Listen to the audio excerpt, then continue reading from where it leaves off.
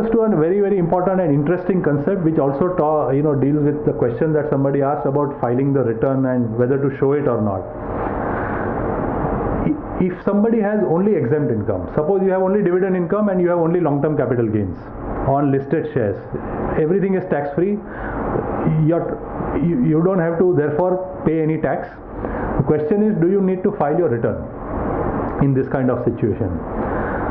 The 2016 budget, the latest budget, which is now already become a law, has provided for mandatory filing of return of income in case of a person who has only earned exempt long-term not only, but who has got this kind of capital gains, exempt gains from equity shares or equity oriented funds, and who is otherwise not required to file the return of income. So what they have said is that in the normal course, I've said, in the past also we have discussed this, that in the normal course, if your income exceeds the threshold limit of whatever it is, 2 lakh, 2.5 lakh, 5 lakh, depending on where you are, if it exceeds the threshold limit, only then you have to file the return. Taxable income. Now what they have said is, it's not only taxable income that you have to compare with the threshold, but even exempt income. So you take your taxable income, suppose your taxable income is interest of 1 lakh rupees. In the normal course, it is below taxable, below threshold limit, so you don't need to file the return. But now you take that 1 lakh and you have, say, 1 lakh of dividend income. So 1 lakh interest income, 1 lakh dividend income, total 2 lakhs, and you have a long-term capital gains of 7 lakhs. So 1 plus 1 plus 7, 9 lakhs. 9 lakhs is more than the threshold limit. You need to file the return. This is not about taxation. It is about filing the return. You will need to compulsorily file the return, and there you will have to then show 1 lakh interest income, 1 lakh dividend income, exempt, 7 lakhs long-term capital gains, exempt. Okay. So that, I hope, answers your question.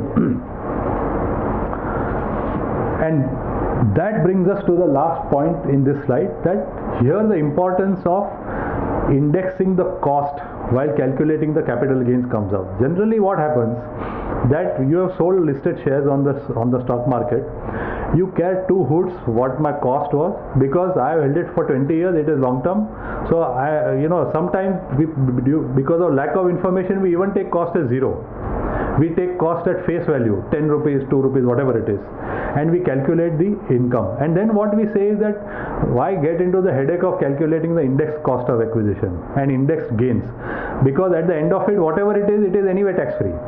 So 99.9% of the people do not index the long-term capital gains on shares, primarily because anyway it is exempt.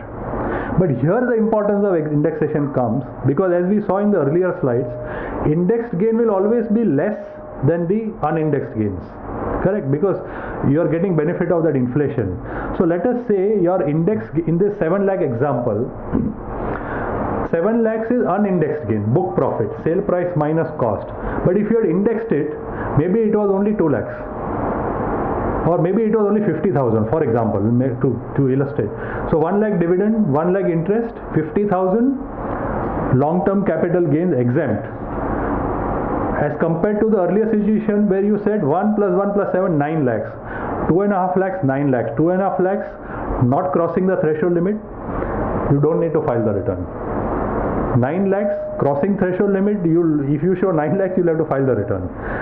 Therefore, when you have long-term capital gains, even if it is exempt, tell your chartered accountant to do the indexation and then show it as exempt, and then take that into consideration to decide whether you need to file the return or not. This is just, I thought of sharing this interesting thing.